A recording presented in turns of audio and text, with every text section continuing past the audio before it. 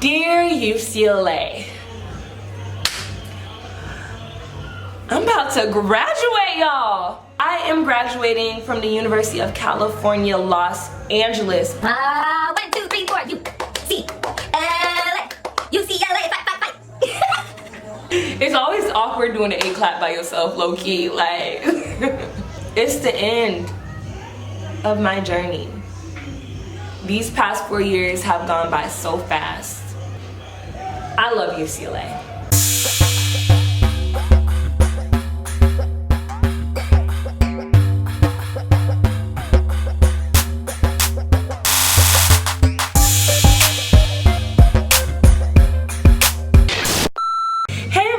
My name's Thomas. I also go by TNT. So today I'm going to be reflecting on my last 4 years at UCLA and basically the overall UCLA experience in general.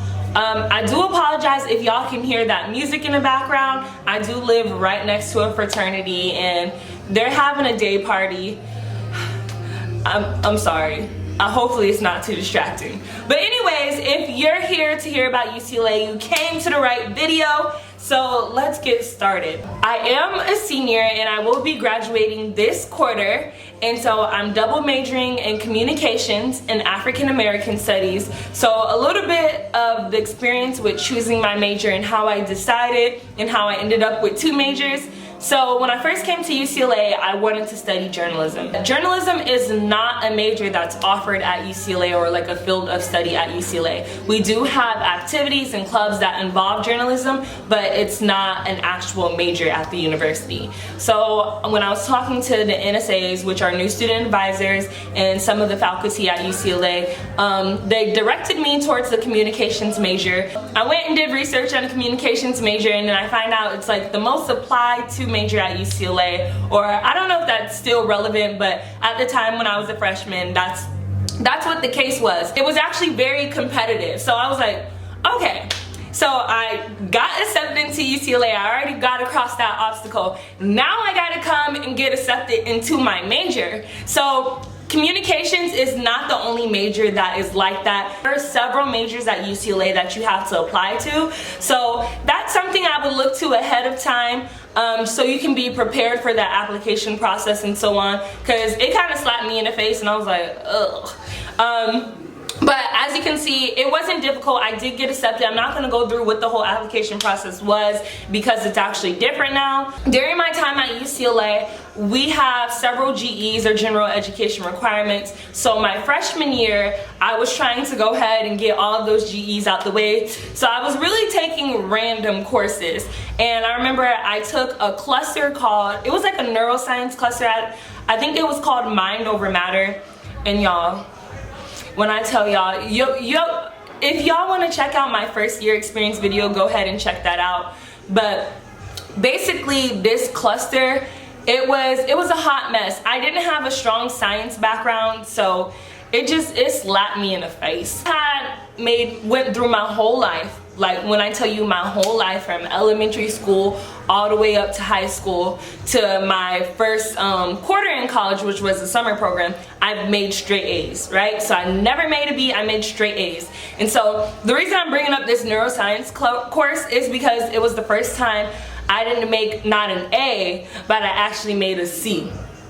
And so I really did, at the time, I really took it so hard. I really was like depressed over a grade.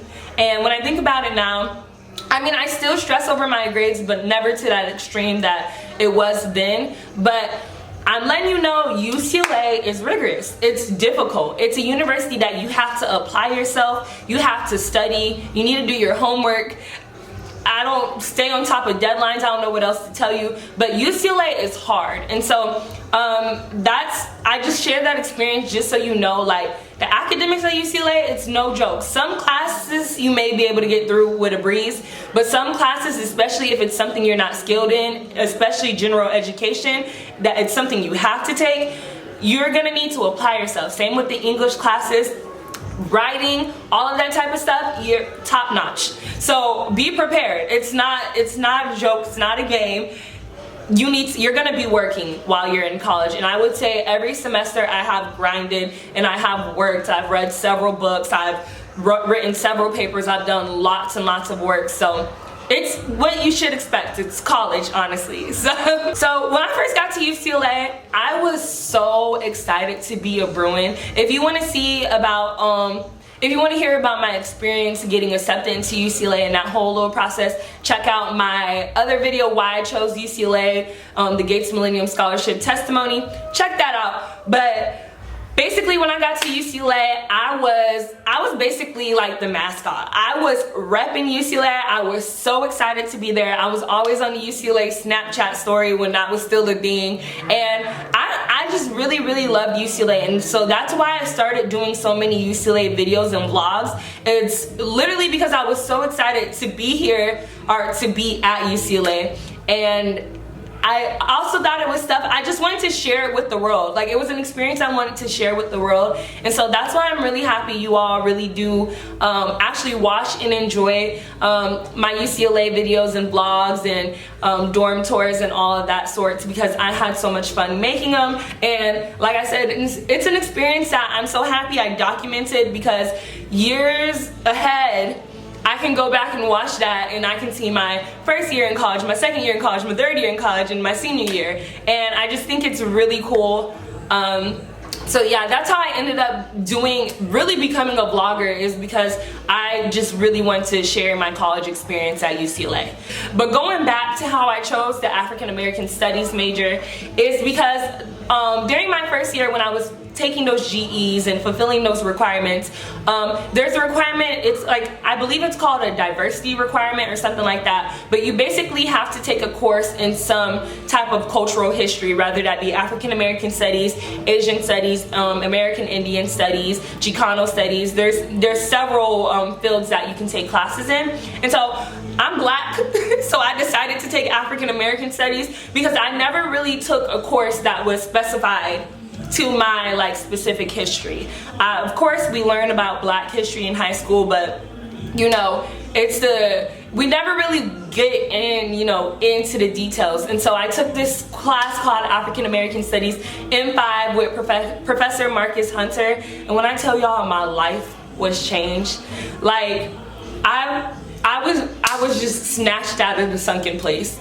Like, people hate this term sometimes, but I really like woke up. Like, when I tell you that class, it really taught me a piece of myself, which is kind of weird to say that a class can actually teach you something like that, but I really felt like learning about my history, I felt so empowered as an individual. And so I just started taking African American Studies courses, and so I was persuaded, and not just persuaded, but like empowered. And I felt passionate about being an African American Studies major. And so last year, when I was a third year or a junior, I added that on. And so that's how I ended up double majoring in communications and African American Studies.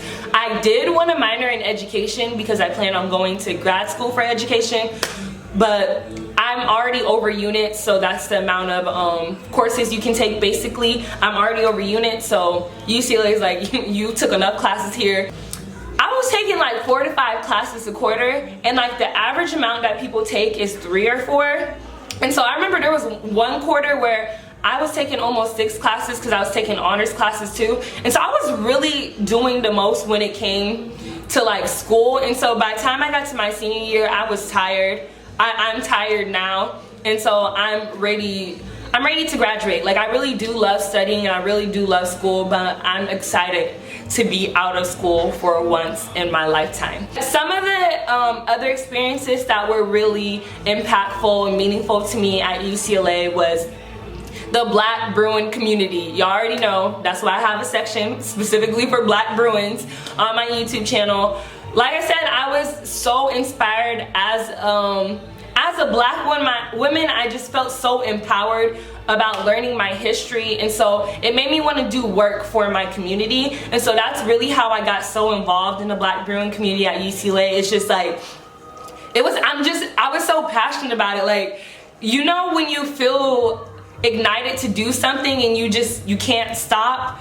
I don't really know how to explain the feeling, but that's basically what happened. And so any black organization at UCLA that I felt connected to, I was on staff or volunteering for, doing work, going to events. If you want me to make a video specifically about my experience as a black woman in the black community at UCLA, I can make a video for that, because I would love to talk about that, because it was a great experience. Like, of course, there's your ups and downs being black at a PWI, or some people like to say UCLA is predominantly Asian, but our faculty is predominantly white. So whatever you want to go with, being at a university where people who look like you and the population is so little, it does affect you in a weird way. Everybody's experiences are different. Being in classes and being the only black woman or being the only black student, it felt awkward sometimes, or it felt uncomfortable. And so I can get more into that in another video. Coming back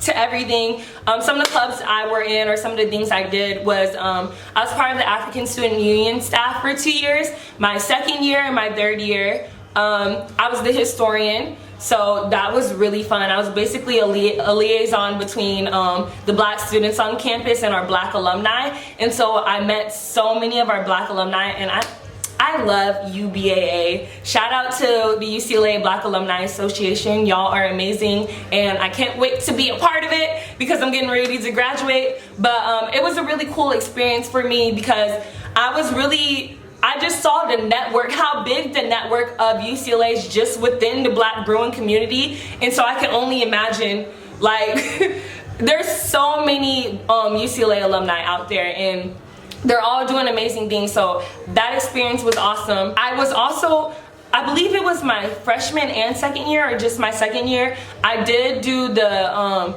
Gates Millennium Scholars Association, like, on campus. I forgot, I think I was like the social chair, or I don't even remember my position. And then at the same time, I was volunteering for UniCamp, and then at the same time, I was volunteering for like ASU events like Admit Weekend and Higher Education Conference. Oh, and at the same time, so my first and second year, I was also on the African Education Project. So I was doing way too much at once, so I was spreading myself thin. That's why I can't even remember what some of my positions were in these projects, because, or these clubs and staffs, because I was really there to just do work. Even if, like, for example, ASU, I was a historian. I was doing plenty of things outside of my job description. So it was one of those things where wherever somebody needed somebody to volunteer or do work, I was always like volunteering and raising my hand and up front, waking up early, and I'm tired. So now I'm a senior, and I'm on Afro-grad staff, which basically means I'm planning our black graduation. So stay tuned for that. You can check out the past two black grads or Afro-grads on my page as well. I work 2 jobs currently. For the past 2 years, I've actually worked 2 jobs. I didn't work when I was a freshman. I really was trying. Nobody would hire me, but God was already telling me I was doing too much. That's why. I feel like I'm forgetting something. So, I'm also on staff for NOMO. So NOMO is our black magazine on campus. NOMO means the power of the word, if you're curious. Look into that, because like I said, I love journalism. I consider vlogging and like filming UCLA events extracurricular for me as well, because it takes up a lot of my time to do that and edit and the whole 9 yards. But that's basically what I'm currently doing. I am exhausted. It's been a great experience. UCLA has been amazing, and it's weird to get to the end and I'm like, I'm going through the most right now. I have fulfilled all my requirements this quarter except my foreign language requirement. At UCLA, you need 3/4 of a foreign language. So basically what I'm doing is, because I have that last requirement left, I'm still technically a student until the fall, because in the fall I'm going to Paris, and I'm going to be studying abroad in Paris at the UC Center and living out there for 4 months. So technically I'm not getting my degree until fall 2019, but I was told that, you know, you can still participate in the spring commencement ceremonies and all that, because I am still class of 2019. So this is when all the drama comes in, right? So as you can see, I'm a person, I really try my best to stay on top of things. Like, I'm involved in so many things, I'm doing so much that I really have no choice but to write down a to-do list every day and check it off. I have a calendar with plenty of due dates and deadlines on there, so I like to think that I'm organized and on top of things. So I'm gonna put that out there.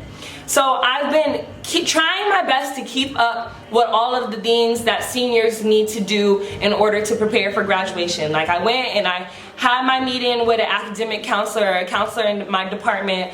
I went to Murphy, declared my degree candidacy, did all of that. I need to be on my UCLA under the senior commencement to prep my graduation time. That was the next thing on my to-do list. That was my next step.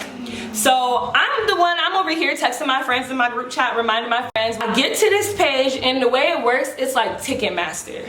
So this is the big overall UCLA commencement in order to prep your time. So there's 2 commencements because there's so many students. There's one at 2 p.m., one at 7 p.m. It's June 14th if y'all are curious.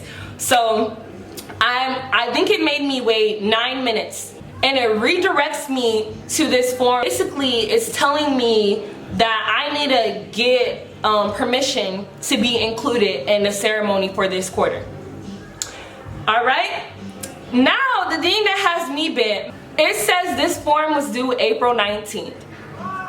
Hold up. Because I know I've been reading, I know I've been on the commencement website, I know I've been on top of things. So how did I miss this, right? I remember vividly at the degree, when I was at the registrar's office and I declared my degree candidacy, I asked, is there any other steps I need to do after this, blah, blah. They were like, no, you're good. Right? So the SIP, or the special inclusion petition, was never mentioned. I start contacting everybody like, oh my goodness. Like, at first it hit me so hard because it's like, I'm at the end of my journey, right, y'all? Like, I don't been at UCLA for 4 years. I don't pay $62,000 in tuition, out-of-state tuition every year. Well, shout out to, the Gates Millennium Scholarship. I ain't had to pay all of it, but I pay some. And I've been I've been working hard. I've been doing all these things. I've been volunteering for the university, doing work for the university, and then suddenly y'all trying to tell me I can't participate in the commencement? What? So basically where I'm at now is I can participate in the commencement. I didn't get the time that I preference, which is okay, but I can participate in the commencement, but they're telling me my name's not going to be in a program book. I can't be in a program book for what? Because like I said, the commencement is June 14th. I'm very disappointed in the commencement process right now, because the fact that you can't meet somebody and speak to somebody face to face about problems that you're dealing with the commencement is ridiculous to me. Like, you're trying to make us all redirect all of our questions and our messages through this little messaging center, when y'all know this is one of the most important days of our life. We have put blood, sweat, tears, and money into this particular day, and we can't even talk to somebody face to face about it. Okay, UCLA. Okay. I'm a very emotional person, so I have cried over this situation for the past week. I have a love-hate relationship with this university, because it's like, you go through all of these things and then your name suddenly can't be included in a program book with your class after you don't done all this stuff because of and I don't want to even say it's a mistake on my behalf, because if you have something that's this important to people be included in the program book, it should be advertised properly. Other than that was my little rant. Because it's annoying. It's annoying. Imagine going through this much and then somebody tells you that your name can't be included in the program ceremony book. I'm on here, I talk about UCLA all the time. I give y'all raw opinions. So it is what it is. And UCLA, when y'all hitting me up in 2029, or no, not, that's too soon, maybe 2039, 2049 to come speak at the commencement, remember this, okay? Remember this, because I will be somebody, and I am somebody, okay? So don't try to erase me or forget me or leave me out. Alright, I'm done ranting, y'all. I'm done. But y'all see what this university be putting me through. It be putting me through so much. But if you want to be a Bruin, You got this. Being a Bruin is amazing. UCLA is amazing. It's ups and downs to everything. But my past 4 years, it has been absolutely amazing. It's crazy to think how time has flown by. If y'all been rocking with me since I was a little baby Bruin, since I was a freshman, since I first got accepted into UCLA, comment below, let me know, because I want to show love to y'all. But thank y'all for going through this journey with me. Thank you, UCLA, for all of this, because it was a lot. Thank you for this experience. I really feel blessed. I'm blessed to be here. I'm blessed to be a Bruin. And I'm about to graduate and I'm about to be up out of here. Class of 2019, repping the Bruin to the day I die. Alright, it's been TNT. Like, comment, and subscribe.